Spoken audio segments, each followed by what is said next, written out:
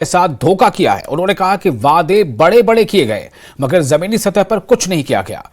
گپتا نے کہا کہ جموں کشمیر کو یو ٹی میں تبدیل کرنا بہت غلط فیصلہ تھا۔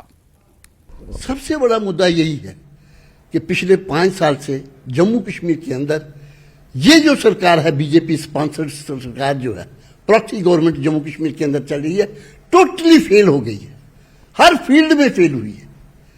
یہی سب سے بڑا مدعا ہے اور میں سمجھتا ہوں۔ اور پھر دیکھیے آپ، جموں کشمیر ایک بہترین ریاست تھی، ریاست کو انہوں نے توڑ کے یو ٹی بنایا اور ایک ریاست کو توڑ کے 2 یو ٹیز بنائے۔ اب مجھے بتائیے کہ ہم نے تو دنیا کے اتہاس میں آپ دیکھیے کہ مطلب یو ٹی سے اسٹیٹ بنتی ہے، اسٹیٹ سے یو ٹی بنتے کبھی دیکھا آپ نے؟ مطلب ریورس گیئر میں کبھی سنا ہے آپ نے؟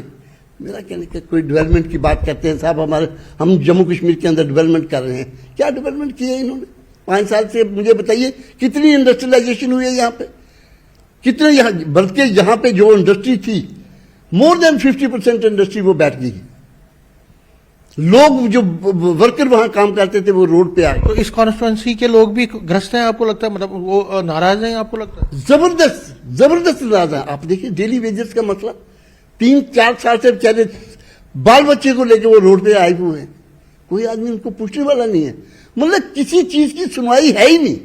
اگر پانی نہیں کہیں پہنچا کوئی شکایت کرتا ہے، کوئی سننے والا ہی نہیں ہے، ٹیلی فون اٹھانے والا نہیں ہے۔ ان امپلائمنٹ کی بات انہوں نے وعدہ کیا تھا کہ بھائی صاحب ہم بارڈر جو ایریا ہے وہاں سے ہم 2 بٹالینز پیراملٹری فورسز پولیس کی ریز کریں گے۔ آج وہ بچے بیچارے ترس رہے ہیں، ان کو فارم بھروایا گیا، دڑوایا گیا، ٹیسٹ لیے گئے اور آج تک ان کے نام کہیں لسٹ میں ہی نہیں ہے۔ خوش کون ہوگا؟ مطلب ہر طرف سے لوگ پریشانی کے جوجھ رہے ہیں۔ اور اس کے ساتھ